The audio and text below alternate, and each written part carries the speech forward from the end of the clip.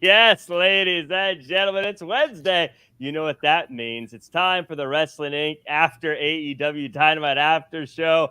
And have we got a show for you? We got Danny Garcia trying to win the international championship.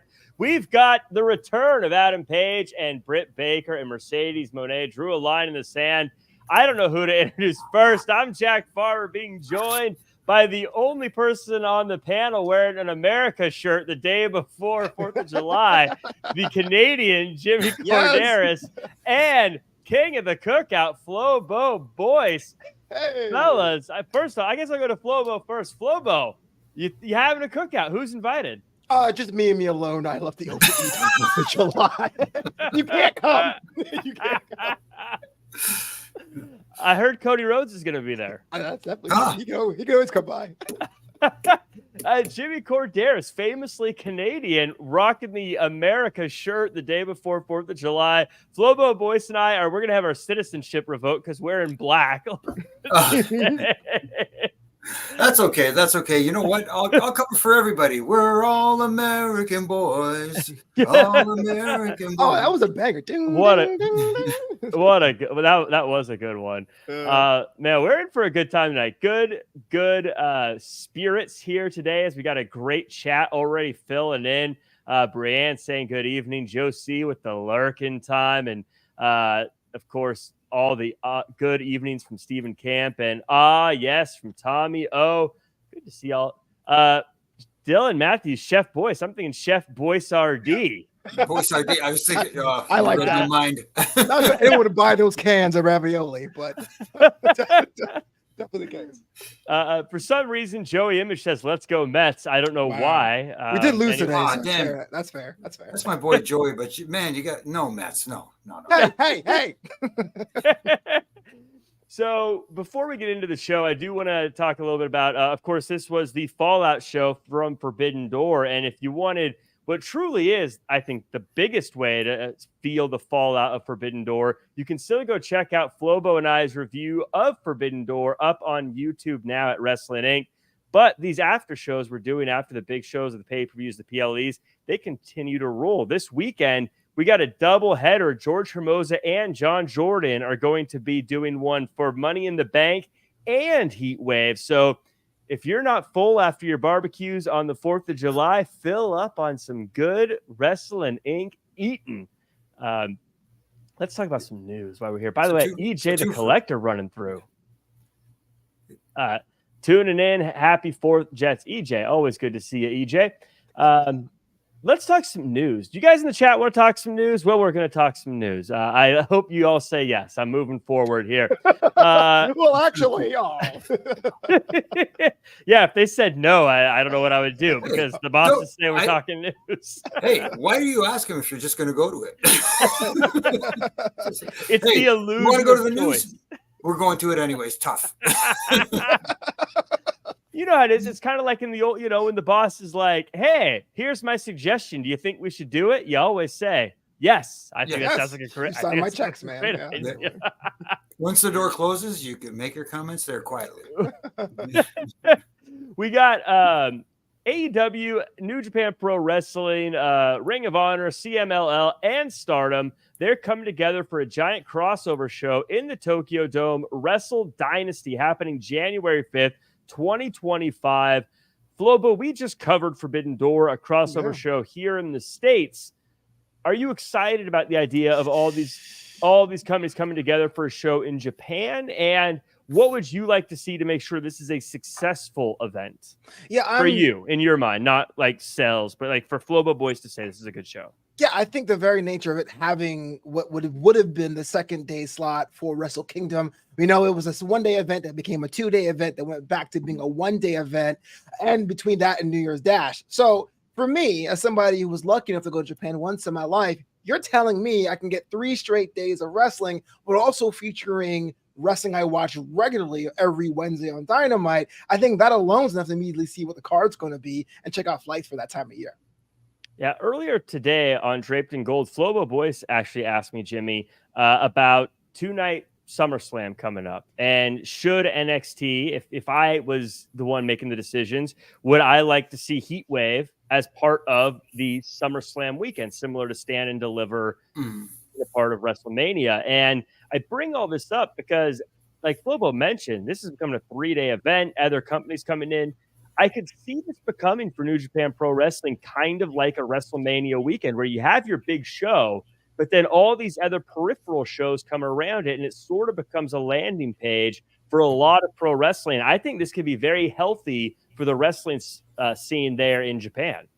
Absolutely, it can, because all these events that are taking place here in the United States, the Forbidden Door that you guys covered, is it losing some of its cachet? Maybe over here it is, but I think over in Japan, it's going to be a little bit different. They absorb this a little bit more. They're familiar with a lot of the AEW talent and a lot of the CMML and those going over. I think making it a 3-day event will make it a destination for a lot of diehard wrestling fans to maybe even say, you know what? I would love to take a trip to Japan, because anybody who hasn't been to Japan to witness pro wrestling, it is a sight to behold. So if you're a real diehard wrestling fan and you can muster up some of the cash flow, it's worth a trip one time. And you got to hit Ribera's. Don't forget to hit Ribera's.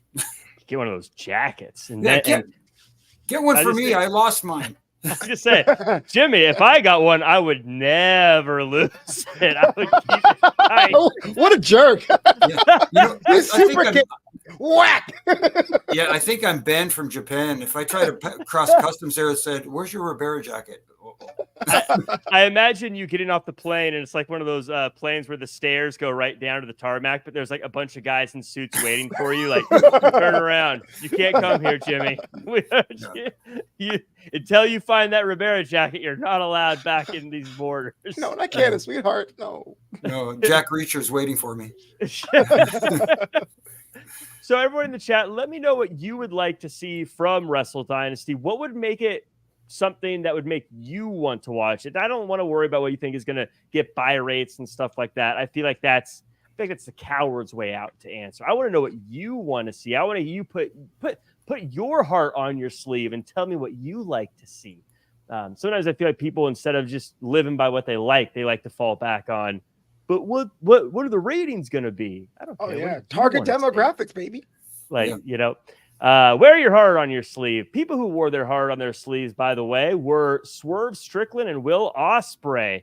After the match, they shared some words, and Swerve came out and said speaking to Will Ospreay, I told him I love him. He's the best he's the best in the world. He's one of the best talents I've ever seen. And it's going to be a long time until you find someone as special as him and how he does it. And I can't wait to do it with him again someday.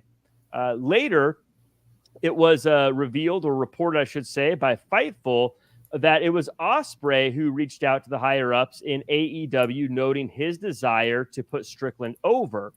He's a longtime friend of Strickland's. Ospreay wanted to rid the belief that Swerve's title reign was merely a placeholder until Ospreay won the belt at All In. Additionally, Ospreay wanted to set an example and be a team player, showing that nobody should feel they are above losing to the world champion. One individual within AEW noted that a point was being proven as a result. The report also notes that Ospreay versus Strickland at All In was never the plan, with Ospreay having big creative plans lined up through the rest of 2024. And I think we saw a little bit of that tonight. Jimmy, I want your thoughts on this. Obviously, locker room chemistry seems to be good, at least between Swerve and Ospreay. But the idea of Ospreay saying, I want to show that we got to make this champion great as a team here. Maybe that's not the right phrasing, but you get what I mean. No, I understand exactly what you mean, and I understand where he's coming from. And if this is the case, then hats off to Will Ospreay for doing it, because, we've been critical on here, at least I have been, about how Swerve has been presented as world champion. I think they have really done him a disservice, because Swerve has got all the goods. Swerve is the guy that should be carrying this company on his back right now. Yes, Will Ospreay is the future of this company, but right now, present today, Swerve is the guy, and that's the guy you got to strap the rocket to. And Will knows this, and he sees this, and hats off to him as well for recognizing this. The little interaction they had in the ring was a nice little interaction back in the day. That happened back in the dressing room. That's where you gave the guy their flowers. When you got back there, that's when it was all hugs and kisses. Well, listen, maybe not that far, but you know what I mean? You give the guy his flowers back there, and there was a mutual respect. Now we're seeing it more in the ring. We're getting the fans to get to see it, and especially in this situation where you have two baby faces, where the fans love both. So in this case, I didn't mind seeing that. And like I said, hats off to Will for being man enough to understand that it's a business and you got to do the right thing. And I'll get to more of that later when we talk about the show. Flobo, as far as this goes, I feel like we haven't heard a lot of these rumors lately, but for a while there, it felt like there was a lot of disturbances within the AEW locker room. It felt like there were issues. It felt like it wasn't the greatest place to be. And to me, I don't know if this was intentional because of that. I don't know if this was just Will Ospreay being Will Ospreay. But to me, as an outsider looking in, this says to me that there's at least a concerted effort to try to make the AEW locker room a unit and a team, one that works together. And I think that this is a great move and a big gesture by someone like Will Ospreay, who probably could have thrown his weight around a little bit, probably could have gotten a little bit more of what he wanted. And so to say, yes, I want to help make Swerve great because he's our champion, I think says a lot about the current state of the AEW locker room. Yeah, absolutely. In fact, when I first read these articles, I was kind of like, oh man, don't tell me everything how the sausage is made. I mean, I know they had the moment in the ring on Sunday, but like, just go off and just talk about yourself as a character. I felt it was kind of early to say or make that publicly known how you felt about putting Swerve over. However, because AEW's had those rumors about like the chemistry and the morale, it is a cool gesture to say, hey, look, we know it's a quote unquote down period, because really wrestling is like hot as it ever been, but it's down the period for AEW as creative brands, but we do have some faith behind our champion. It's been rough because Swerve's title reign is so different than what the formula is at AEW, but we're willing to invest in it. So overall, I think it made sense, but my first knee-jerk reaction was like, don't tell me that stuff, bro. It is funny, and this isn't a whataboutism or whatever, but it is funny because my first thought was, I don't want to know what's going on with that kind of stuff either. As I'm also going, when is that WrestleMania documentary coming out? Today, finally. you know what I mean? Like, I'm saying I get what you're saying, but it is funny how sometimes his fans were a little thick. Like, I don't want to know how the sausage is made. How's the sausage made? Right. Let me know. What's the Can you tell me? I don't know if it's so much like that, or I don't want to know how the sausage is made and say, okay, Google, how is the sausage made? Everybody's online. Right. Got one of these. Yeah. I don't want to know how it's all done. Spoiler. Dave Meltzer.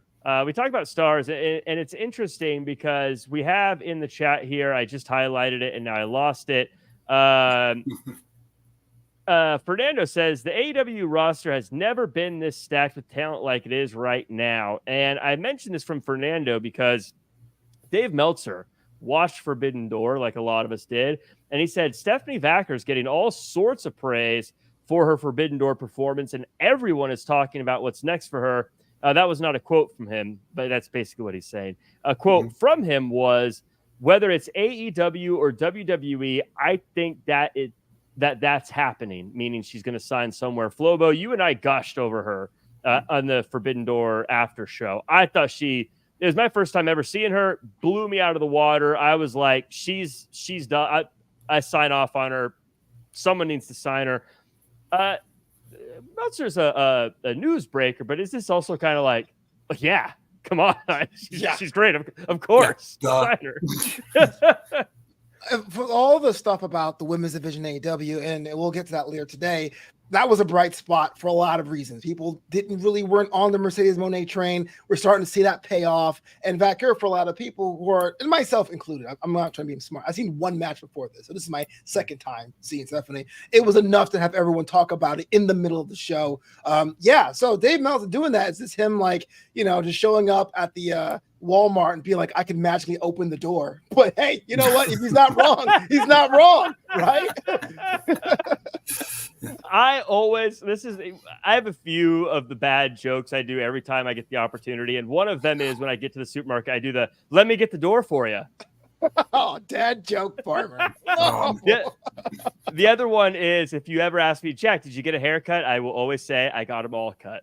He does do that. I've known you for what, 6 years now? 7 years? I can't help it. It happens. It just comes out of me. I don't know. I will. I don't know if I could say this because of our language parameters, but my favorite line when I go to the supermarket is price check on a jackass. And now we're demonetized. No, I'm kidding. Hey, quick story. You know who came up with that line? That was you. Oh, Yep. whoa. Yeah, that was VO'd in later by mistake because it wasn't in the original shot when they did it. See, this is why you're a legend, man. No, I see. Real quick, I was standing beside Paul Heyman. We were watching it because they filmed it earlier in the day at the supermarket, and it was all we were laughing our butts off. There's all the flour all over Booker, and all just trashing this place. And then he puts him on the conveyor belt, at the checkouts.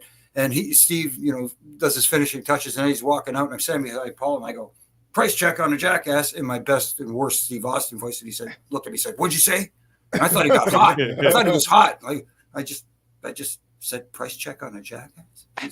And he goes, "Why weren't you in the meeting?" And then I'm watching it back because that was when SmackDown was taped, and they vetoed it in. And I was like, "Oh, cool."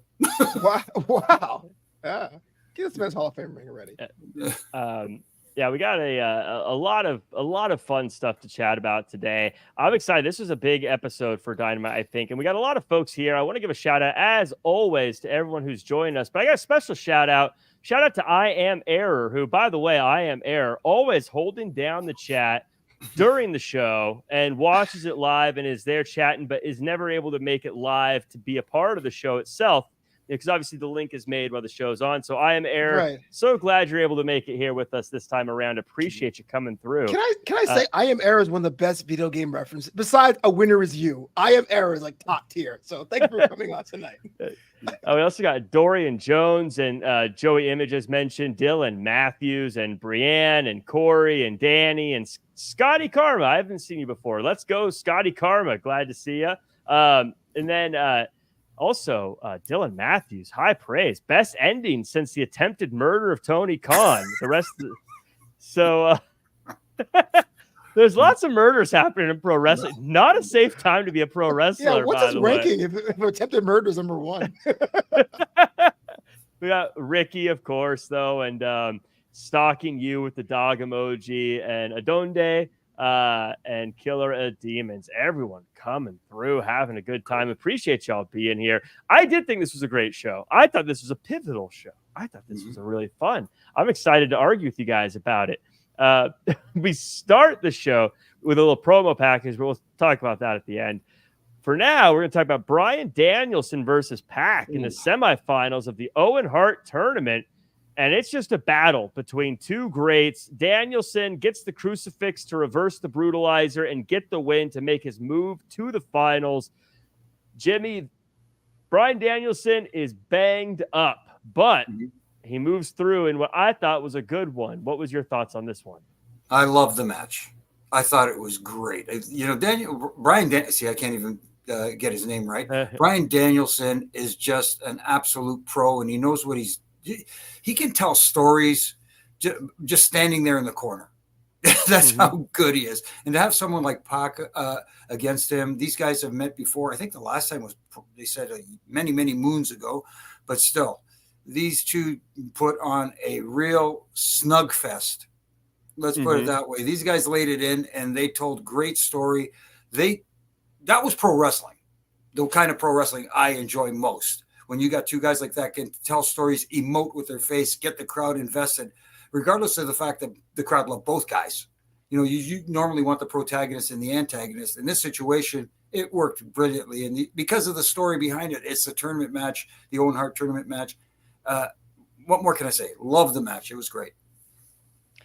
Flobo, this one was these are just two of the technical greats in the ring, and two guys who are incredible. I thought, to Jimmy's point, Bryan Danielson, when we talk about great wrestlers, I think so often people think about cardio, people think about the moves they do or basic selling, but I always feel like Bryan Danielson, the in-between stuff, like just very little things, like Pac's in the corner. He turns to go run to the other corner so he can do his moves, but he does like just a little shimmy with his shoulder because his shoulder's hurting him, and he'll just make these little just these very little micro things throughout the entire match. There's never a moment where he's in, a rest. He's always presenting something, and it's not over the top.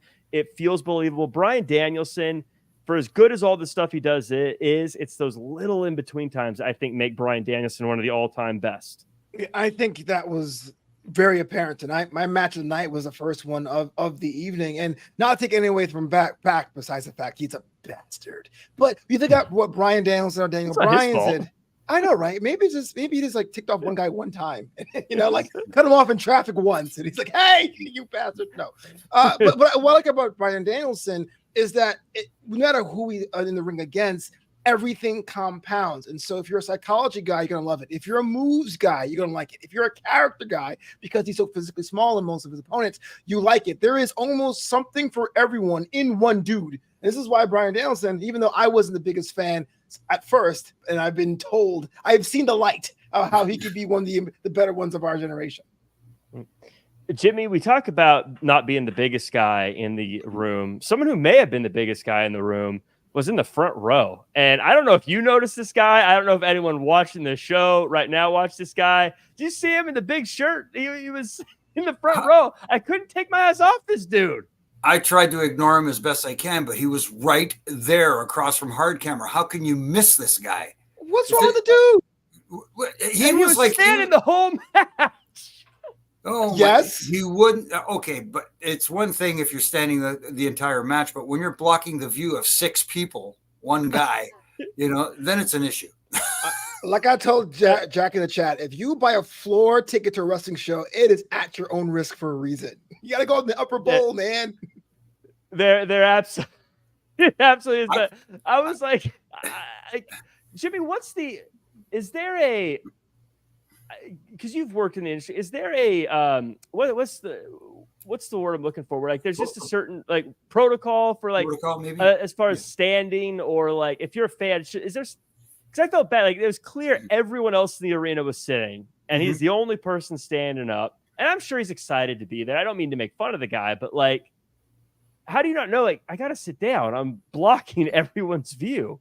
Usually it comes down to the fact if people are complaining to somebody, to security, whoever the case may be, then the person is told to sit down. If nobody was complaining about this guy, I don't see how they weren't, but maybe that was the reason why nobody told him, hey, Lude, I get it. You're excited. You're happy. You want to be here. You're showing off your t-shirt.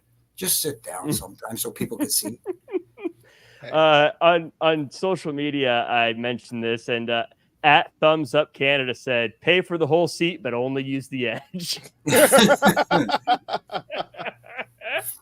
That popped me. I enjoyed that. But yeah, this was a good one. Bryan Danielson going to the finals of the Owen Hart tournament. We'll find out a little bit more about that story in just a little bit.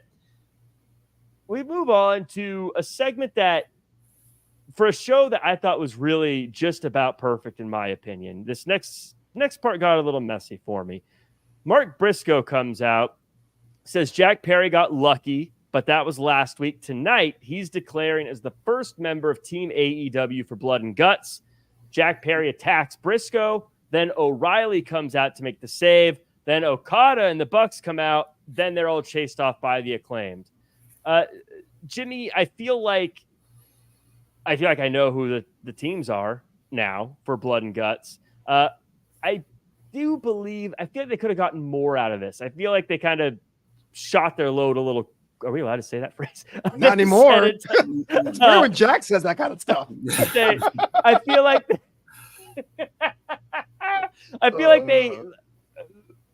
they just kind of threw it out there in something that really could have been a story. And I think of the NWO going up against WCW the first time. It was like, who's on team WCW? Can we trust this person? Well, yeah.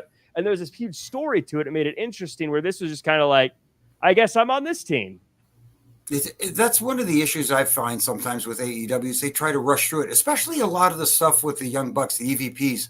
Their stories seem to be rush. You know, the one that they had not too long ago, Anarchy in the Arena match. Was that the one? I forget all these different names that they put it. But that happened out of the blue. It was just like, okay, next match is going to be an Anarchy at the Arena match. But why? Let's build to it. Why don't we tell a story that get people invested instead of having, okay, here we go, Wrestling 101. Somebody makes a save, someone else takes him out. Someone else makes a save, someone takes him out. It just felt too ordinary, for lack of better, No, I mean it's true, and the makeup of the teams is fine, but Flobo, it's very. I guess we go back to what are they? What is Team AEW really fighting for? What is Team Elite actually fighting for? Because they kind of already have everything. Right. And there's not really any stakes for them to win or lose in this situation. But I also feel like they really could have done who's going to step up, and maybe even the Bucks, bribing people not to join Team AEW or intimidating people not to join Team AEW, and really kind of drawn this out and made it a surprise as opposed to just one guy saying, I want to represent Team AEW, and everyone going, okay, I guess I will too. Yeah, the core problem is that the EVPs, they're heels and they do annoying things, but they're not really evil. They're just kind of like, hey guys, we're the bosses. You hate that, right? And we go, well, I guess, but MJF is also a bad guy. You know what I mean? So we have these matches and we have these things. They're going to be great. They're going to be bangers because Blood and Guts has never underdelivered, underperformed. But it's kind of like, if I beat the EVPs, what do I get? If they win, what do they get? And so forget the stakes for them. I'm just mean as a fan, what's going to shift if you're going to have this giant blow-off match? It's not even a blow-off because we don't really know what half the opponents are. So I do think there's a way to fix it. If everyone who joins in has a reason, if they do a flashback or something where it's like, hey, you guys screwed me over 2 years ago. It's now my time to get my comeuppance. But other than that, I don't think I'm invested. Yeah, and like you said, it'll be great. Don't get me wrong. I'm sure we'll watch it. I'm sure I'll be covering it on this show and being like, hey, Blood and Guts was awesome. I got blood. I got guts. I'm happy. Loads. But I do feel loads, pre and post blown. Spicy. But but yeah, I feel like they could have gotten a little bit more out of this. I feel like reasons. That's the thing. Reasons. We need reasons as opposed to, oh, it'll be cool. Let's throw these guys in the match. And I think this is where someone like Christopher Daniels, who is still, new to the quote unquote, new to the managerial situation, new to the GM position, and maybe him being like, hey, can you help me out? And then be like, look, man, you're new to this. I don't trust you. Or maybe play into that. I remember you when you were a wrestler. You were horrible. I don't want to work with you. You're no better than they are. Or they could have built a lot of story in there and a lot of reasoning for things happening instead of just sort of, well, this guy's probably going to go for that title. This guy's probably going to go for that title. Let's put them into a group match. Right. In any case, we move on to Mariah May. She gets a promo, or really Toni Storm got the promo here. Jimmy, Toni Storm has been an absolute treasure on AEW. She has been a spotlight in AEW. We've sung her praises a lot. She was fantastic at Forbidden Door. I think one of the best parts of the show, and that's saying something. I like this. I like where they're going. I like the idea of Mariah May potentially challenging Toni Storm down the road and what that's going to do to this whole thing. Did feel a little bit like this was a Toni Storm promo and not a Mariah May promo, though. But that's because Toni Storm is so commanding. Every time she's on the screen, she commands your attention. So she draws that away. And just regardless of who's speaking, even when someone else is cutting a promo, your eyes are almost diverted over to Toni Storm because you watch her face or facial expressions and that sort of thing. The only thing I didn't like about this, I wish they would have fixed that audio issue. That I don't know if it was an issue because we were hearing that echo coming from the arena. So I wasn't hearing Toni Storm the way I would have liked to. It wasn't clear for me. I don't know if it was something here in Canada, maybe crossing the border, we had an issue with the audio, but did you guys hear it down there? Was it, was it? I watched the show with cans on to make sure I hear everything. So it wasn't that bad to me, but maybe if I was watching on TV, I might be losing something. Right.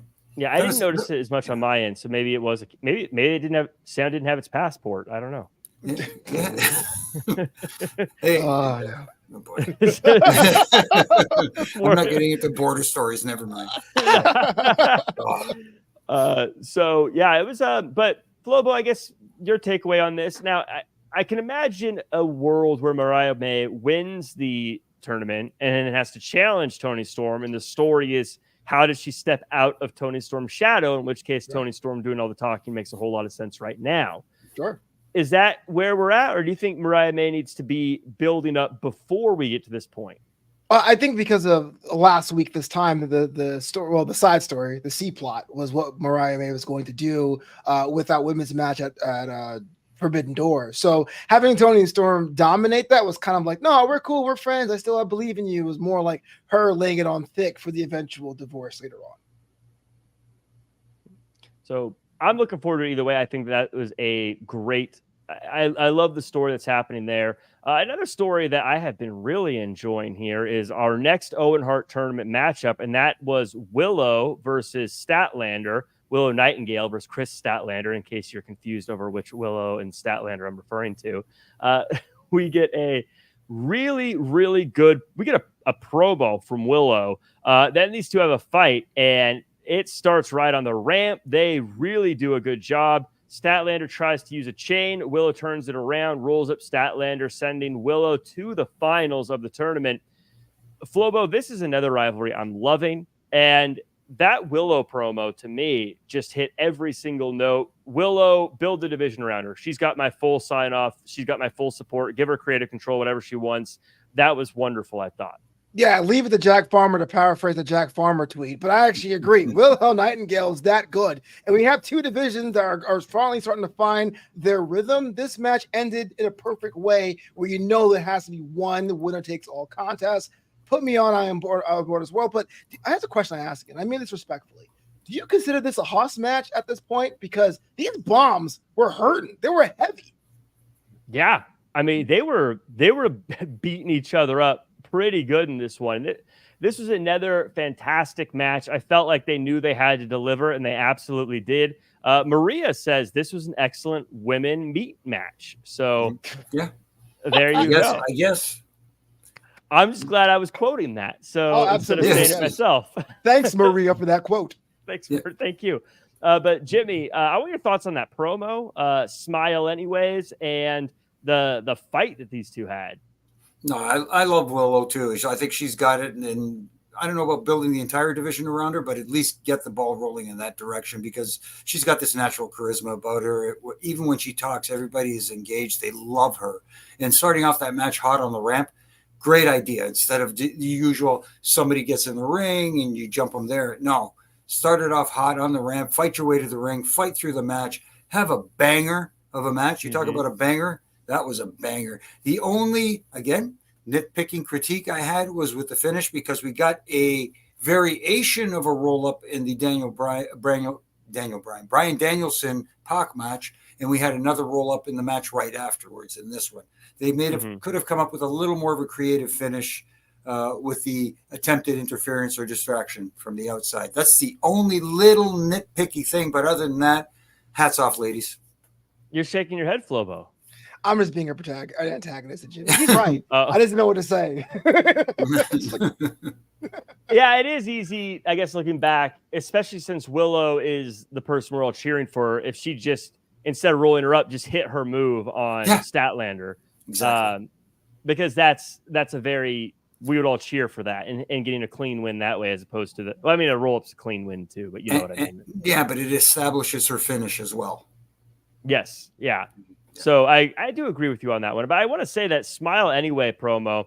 Now, I always like to compare things. When I compare things, people think I mean that they're equally as big or equally as important. I'm not saying that in this case. I'm just making a comparison of the kind of what I think it was evoking in many ways. And the Smile Anyway promo to me had a little bit of the hard times kind of vibe. Like, yeah, sometimes times are rough. Sometimes it's hard, but you got to smile anyway. And I think she is the embodiment of that. I'm not saying that she's the next Dusty Rhodes. I'm not saying that the same thing. But I'm saying that I think the way he was speaking to the people, I think Willow was speaking to the people. And I think that this Smile Anyway thing is a really big deal.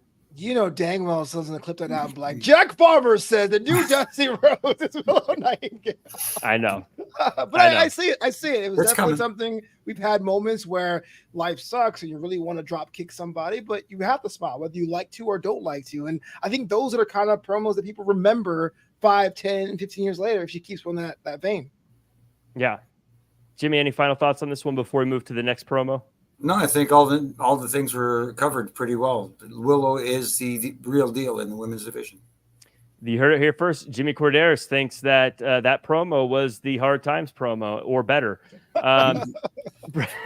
Speaking of hard times, after that one gets out on the internet, guess what? Yeah.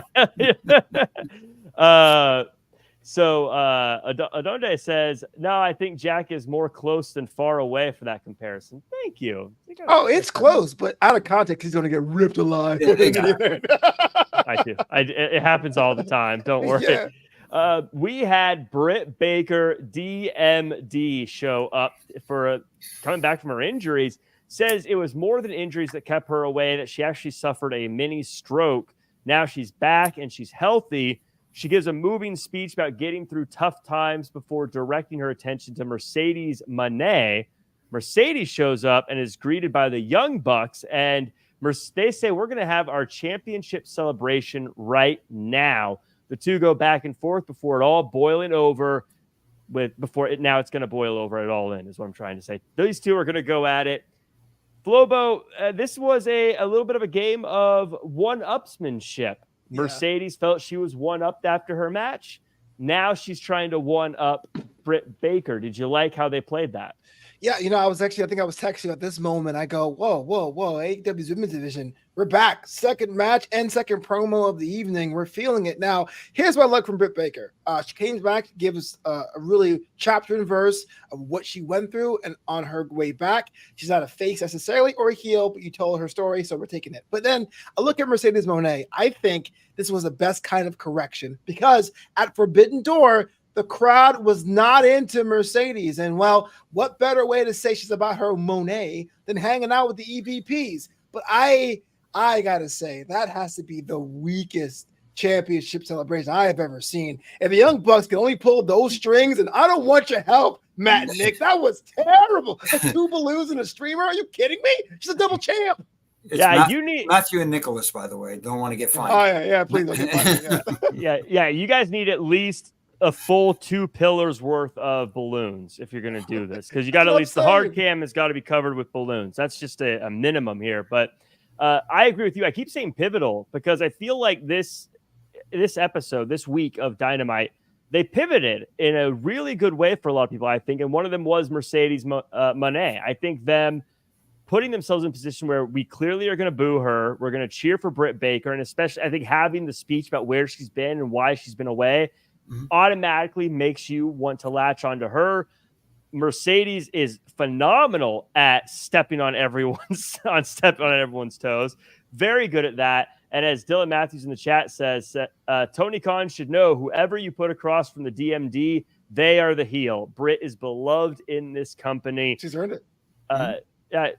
Jimmy, how do you think they handled the situation? What did you think of it? Besides the commentary on how many balloons are necessary. Hey, I'm a journalist. I didn't report what I see, Jack. Yeah. They could have had a frozen swan carving, is all I'm saying. Yeah. Not even a cake or anything, but the story was very compelling. Britt telling that story that a lot of people weren't aware of. I wasn't aware of it. I don't know how many people were in the know of exactly what happened to her. Maybe what I would have liked to see instead of that long promo in the ring. Yes, you want to tell your story to the people.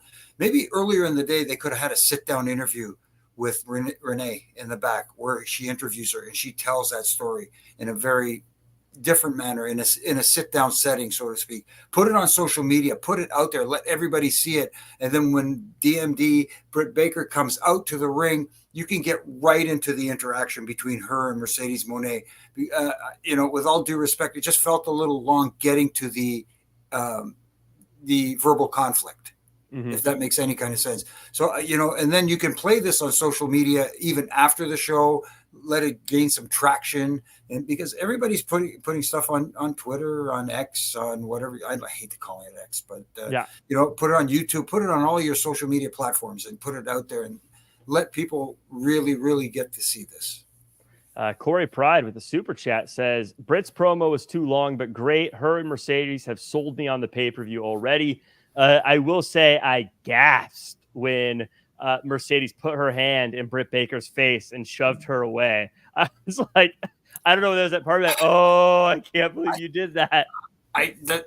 That's the one part that bothered me. I love the fact that they had two. Great. No, because you put your hand in my face and shoved me away. Guess what? You got one coming back.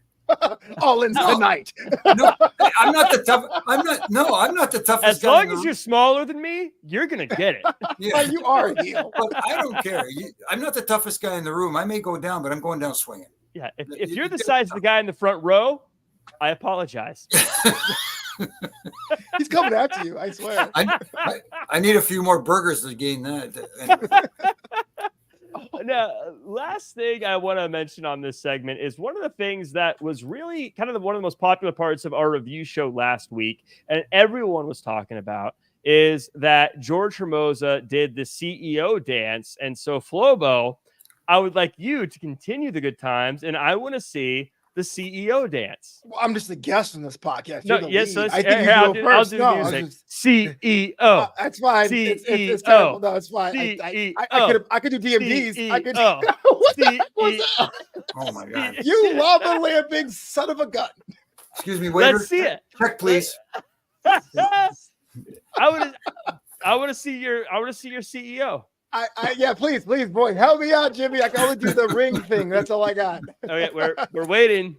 I was waiting for Prince Nana tonight. Wait, you're stopping the show? I've been swerving while I've been driving for weeks. And now... Everyone can swerve, Flobo. I want to see the CEO. Wait. Everyone in the chat here. CEO. Don't listen to Jack. Jimmy, bail me out. Hot tag. Well, I will bail you out right now because we're talking about championship celebrations right now. Let's go to the scorecard right now. Championship celebrations. Mercedes Moné, 2. World Heavyweight Champion Swerve Strickland, 0. Damn. There's something wrong with this picture, ladies and gentlemen. It's because he's about the action. Yeah. We're getting one guy. No, it's one guy. Don't worry about it. The chat is all chanting it. CEO. It's just one dude. It's one dude. Except for Ricky Sinclair there with the CEO. I don't see Ricky Sinclair's Ricky Sinclair's a real one. All I can see is these multiple comments that keep coming up on the screen here for our audience. This is gonna be the longest podcast ever because I'm not doing it.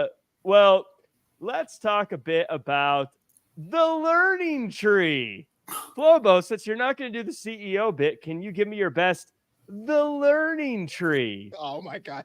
Hey guys, it's the learning tree. Hi guys. Hey, TV time. We basically Chris Jericho comes out and he says that Hook stole his move and he kicks Taz out of ringside or from a commentary because he doesn't feel safe with Taz at commentary. Then Hook, Shibata, and Joe take on the Cage of Agony. Good guys get the win, but really it's all set up for the learning tree to beat up Hook afterwards. And even later in the night, Jericho goes back to his roots as a wizard and shoots a fireball. Jimmy, I know you're a fan of the learning tree, but what were your thoughts on this week's segment of TV Time with Chris Jericho? The only part I liked about it was they actually eliminated Taz from the equation. They made a reason for it. Look, you're supposed to be an unbiased commentator, but you are clearly, cheering for one guy. So we're getting you, that was kind of fun. That was kind of fun to have him taken out of the equation. Having Jericho on commentary was at times mildly humorous. Let's put it that way. He wasn't the funniest guy in the room. Let's put it that way. But the aftermath where they beat up Hook in the back and they threw the fireball, and it's like too much fire in AEW. What the hell? At least he didn't use a blowtorch. What the? Too much fire? Oh, yeah, I guess there was the blowtorch a while ago. Yeah. Throw a hockey puck or something. That kind of fits his. So you heard it here first, Flobo. If you haven't heard, AEW's on fire right now. You believe they're gonna rock? AEW's on fire right now. Oh my gosh, this segment's terrible. Wait. I hated it. I get the whole saying I'm going to get Taz out the equation, but AEW rotates their commentators on the same show all the time. So Taz not being there wasn't a big deal. Hook doesn't go to Taz for help anymore. Why is Taz being removed? That's not a heel thing at all. I go, yeah, he's working pretty hard. He deserves a break. That's fine. Well, but the match was good. He did it. He got approval from the EVPs, Nicholas and Matthew, and so he wasn't being a jerk. What I'm saying is, stealing a finisher is a jerky move to do. Hook and Taz deserve it. I know Taz is the father-son connection, but if he had Taz and Excalibur removed for the rest of the night, that would be something very dastardly. But the thing is, the color commentators change around all the time on an episode. Is that really a big deal? Well, no, I know logistically it's not really a big deal, but that's why, it's not really a big deal that Hook was attacked either. They got a lot of wrestlers that trade in and out. But it was the dastardly way he did it. Yes. With paperwork. Yeah, exactly. The most vile way to do it. That's the heat. There is no heat with Jericho now. You know that, Jimmy. He's literally throwing fire. How much heat do you want? It lasted 2 seconds for a reason. Look, I like Jericho. He's a first belt Hall of Famer. Didn't quite get the painkiller, or painmaker, but I'd rather have that now than this. The pink suit wearing, hey guys thing is not working. How that hair didn't go up in flames, I have no idea. It was above me, probably. Can I address Tony Hayes in the commentary room? Which seriously, bro? Oh yeah, Mike Pender. That's long-term booking. That's long-term booking. Right now. Speaking of heat, Tony Hayes has heat with me. That's all I can say. Mike. Okay, but Jimmy, I gotta ask you this: has anyone seen you and Mike Pender in the same room at the same time? Ooh. Ah, boy, how do I answer that? Kayfabe, brother. I'm just saying, if I've never seen you both at the same time, so maybe I've got another gig on the side. Maybe just leave it at that. We get to another spot of the night that I think was actually a pretty big moment. Now, this is what I'm very eager to get your guys' opinions on. Jeff Jarrett takes on his mystery opponent. Before the match, Jarrett is so emotional he can't even speak about it. His opponent, Hangman Adam Page, new music and all. And this match was pretty one-sided. A few hopeful moments for Jarrett, but Page just brutalized Jeff Jarrett. Post-match, the Bucks say they lifted the suspension for Page basically as a you scratch my back, I'll scratch yours. Can you join us in blood and guts? And he said, nah, no thanks. Jimmy, what were you walk me? Now I know we were all kind of sentimental favorites of Jeff Jarrett. We've talked about that before. Adam Page, not the most surprising pick, but do you like, now that you've seen it, how it all went down? Are you enjoying it? Do you like where they're going? What are you thinking about this one? I like the different side. I mean, we've seen an aggressive Hangman Page before, but this was different. There was a different look in his face. There was a different look in his eyes. And that's what I enjoyed about this version of Hangman Page. Yes, I could sympathize with someone like a Jeff Jarrett in this situation. Obviously, his history with Owen means a lot. And I love the part in the promo where he said nothing. Mm-hmm. That spoke volumes more than any words he could ever say it does. So, but as far as Hangman Page goes, the aftermath was what made it more interesting for me, is his interaction with the Young Bucks, with the EVPs, telling them he's not, he's basically dismissing them and saying, you know what, I don't work for you. I work for myself, and don't tell me what to do, and kind of fluffed him off and gave him a little shove too. That was the interesting part. And I want to see where this goes from there. Does he win the tournament? Does he go far? Does he at least make it to the finals? Who knows? Because him and Swerve do have a history. That's for sure. And are the fans ready for another variation or another round of Hangman and Swerve? We shall see. There's a lot of variables there. Flobo, talk to me about this Adam Page. Now, I am admittedly a huge Adam Page fan. I don't know how that word fits to what we're discussing here. I know Jericho used the word earlier. I'm still not quite sure. I'll Google it. But a big fan of Adam Page. So I like seeing him back. I like that he was aggressive. I like that he was angry. I like that he seems very jaded, though not quite necessarily a quote unquote bad guy here. Thoughts on the return of Adam Page and everything else? As a long-term wrestling fan, there's a lot to not like about it, right? Owen Hart and Jeff Jarrett had a legitimate friendship that transcended what happened in the ring. There's a lot of us that wanted Jarrett to be at least in the finals, to have that big moment. But you got to put things in the new way perspective. You have Jarrett, who's at the end of his career, or he has more years behind him than in front of him. I'm not trying to say I'm trying to retire the guy. But then you have Adam Page, where he was gone for a minute, but you have to reestablish that he's back, he's fit, and he has a bit of an edge. Beating down the sentimental favorite is what you do. That's how you garner sympathy. So it was tough to watch. I would want to see at least one more Jarrett match, but I was telling you this in the group chat while it was happening. I hope that Jarrett uses this to go into like a spiraling kind of insanity thing of coming up short and honoring his friend, and anyone could win, and both guys can win after tonight. Yeah, on Twitter, I was asked by @Brian Lacey, so we're supposed to get invested in Jarrett because the Owen Hart tournament meant so much to him, only to have Hangman just destroy him. And Flobo, I think you answered that nail on the head. That's exactly why we were supposed to buy into Jeff Jarrett. That's exactly why we were supposed to want him to win.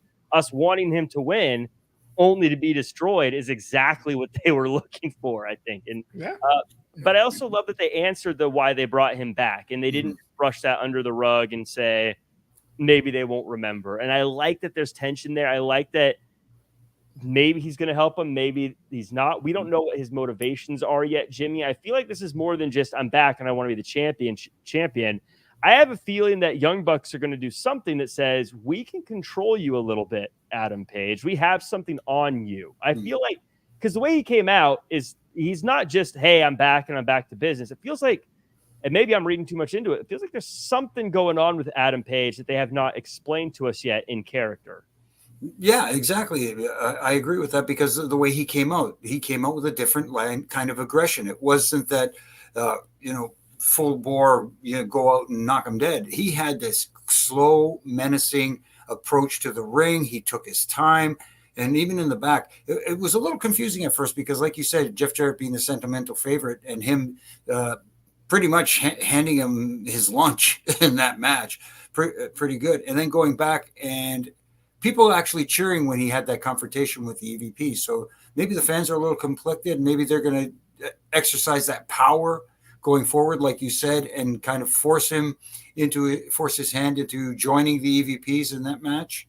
And then maybe that's what finally costs him in the end. Who knows?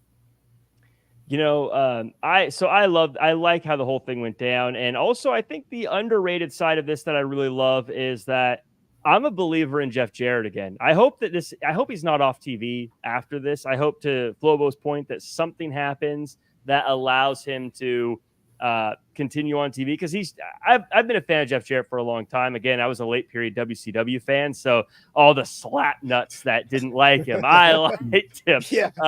But it kind of reminded me, Jimmy, that Jeff Jarrett he's a talent, and he's very valuable to a wrestling company. Absolutely, in many ways, not just in the ring, but behind the scenes. He's so knowledgeable about all aspects of wrestling, everything from how to talk, how to work in the ring, tell a story, psychology, all of the above.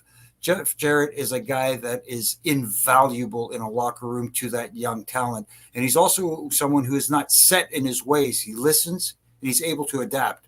So if you have something that's kind of new school, so to speak, he's able to take that and add a little layer of old school to it and make a nice little tossed salad that would really, really work in today's wrestling presentation. Adonde says, Jack, remember you saying the Elite needs someone not joking around? Would Hangman fit into that slot? I think he could. I think the issue right now, though, is I want someone who is all on board with the Elite, who's kind of running the Elite to be the person that's not joking around. I look at, you look at the NWO back in the day, to take now what is an old reference. The outsiders, they would joke around and have fun. Hulk Hogan, or Hollywood Hogan, he would kind of joke around, but he was never really that funny. Sorry, Hulkster, you weren't really the funny one. What do you mean, brother? He was there to win and kick people when they're down and just be a jerky bad guy. And you look at Evolution. Triple H wasn't there. He makes some jokes, but he wasn't there to have a good time. He was there. Triple H is never funny. Triple H is the most unfunniest guy in the ring and promos. Yeah, but that's because in the Clique, he was kind of like the designated driver. Right. You know what those guys are never funny. I don't know what you're trying to say. Oh, there's I was kidding. Yeah, but even like the Bloodline, you had Sammy making jokes and Jay and Jimmy for a while. They were all laughing, but Roman Reigns didn't laugh. He was never having a good time. You need that one person that's like, no, we're here to kick people while they're down and hurt people. Speaking of hurting people, my feelings got hurt in the main event. I don't know how you guys. Hurting you is great. See you next week, everybody. Bye, guys.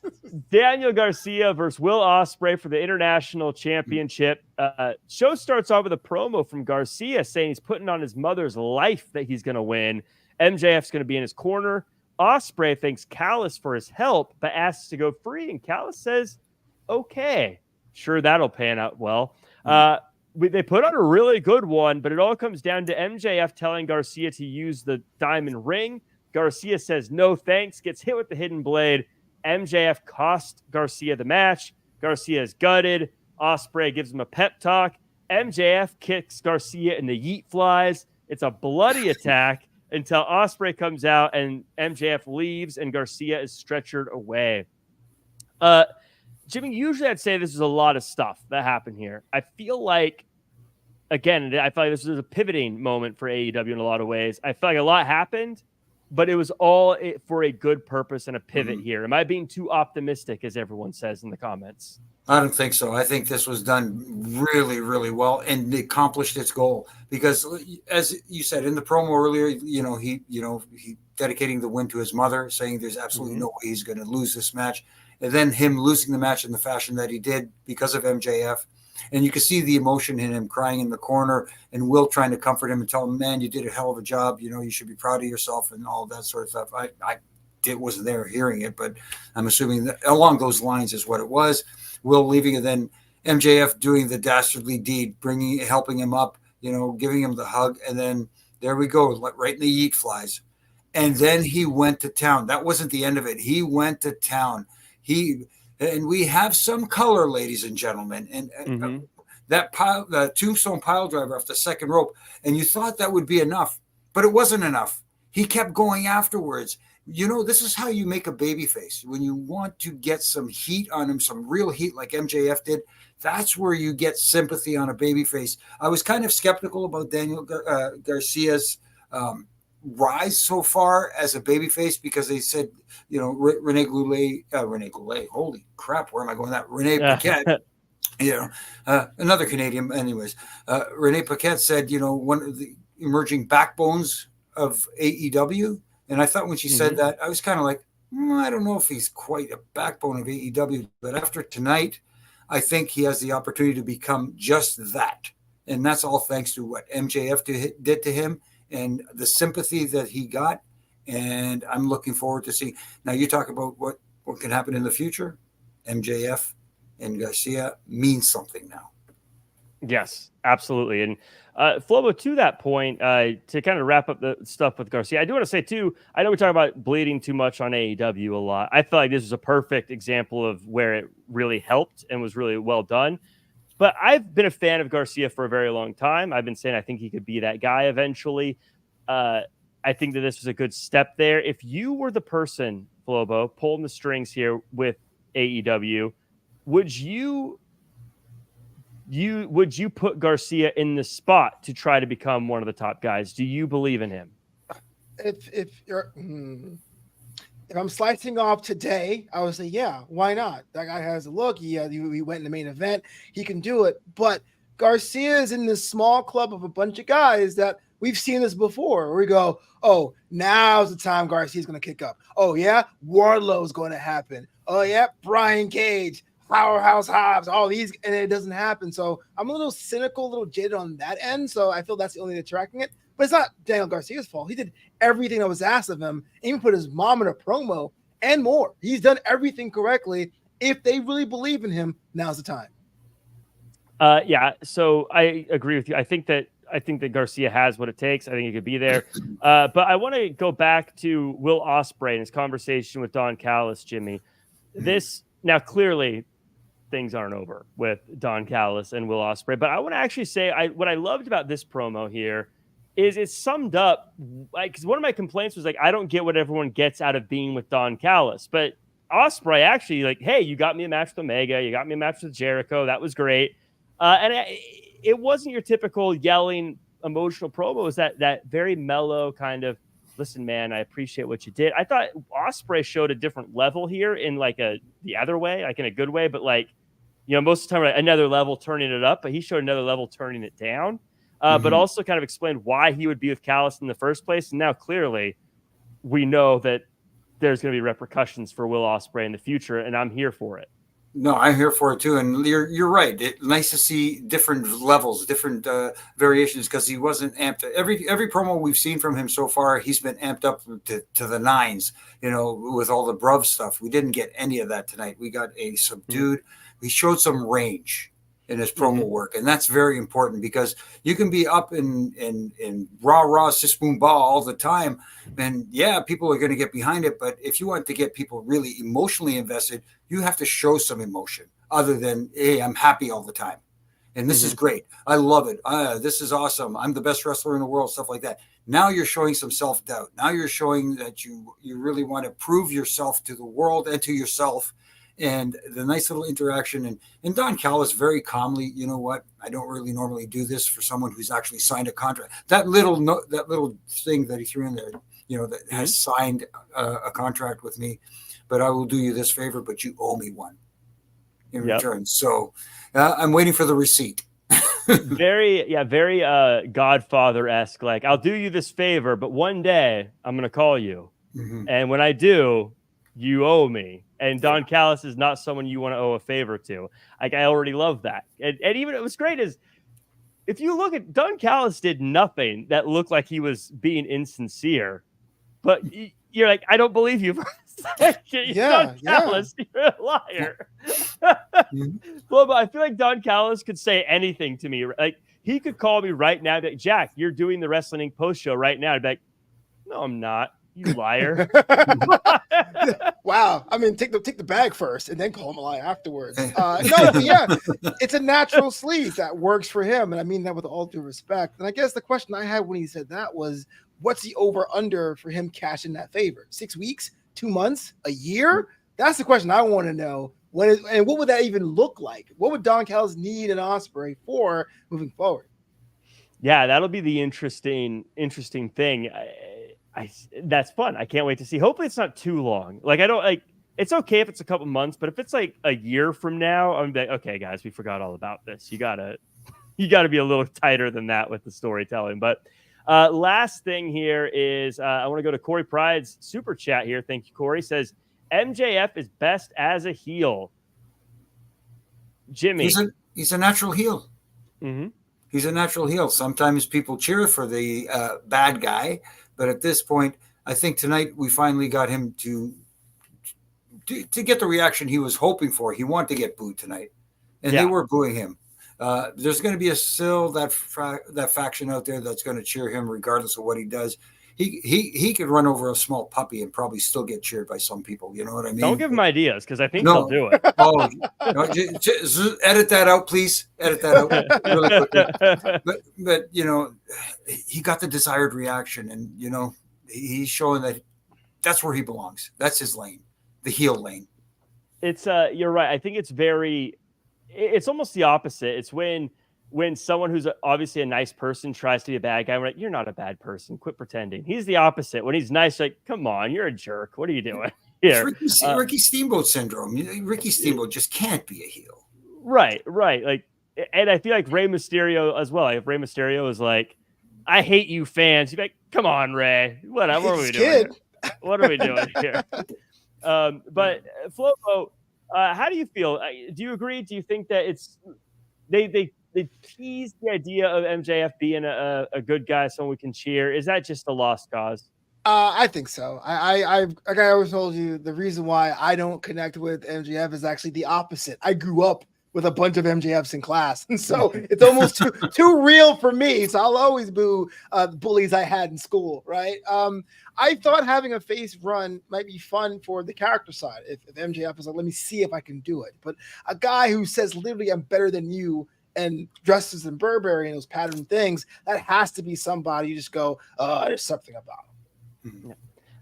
Someone had mentioned Ric Flair can't be a face. Not really. I do think that once you've gone long enough, it's just a little different. And I think that MJF may get to that level at some point, but right now he's still at a point where it's too easy to boo him, and he's too vital in that role of being like the guy with teeth that I was talking about earlier, the dangerous person.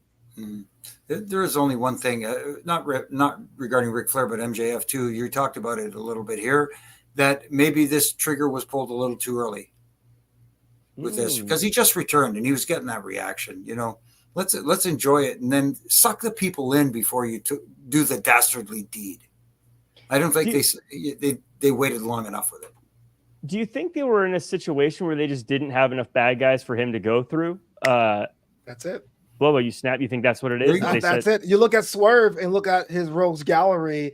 There's not many people there that would sell a match on its own, but you build it up. And AEW is not really in a position to build up over long term. They need to get some momentum going. The Hot Star is back. He really doesn't have any heel opponents in MJF. Just flip him over, and that's a match right there. Go through Garcia first, and then you got MJF and Swerve.